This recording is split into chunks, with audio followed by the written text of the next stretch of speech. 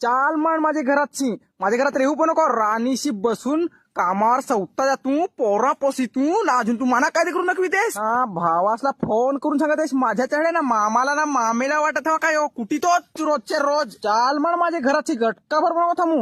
हाल करून पोरा वाढवली ना खाय आणि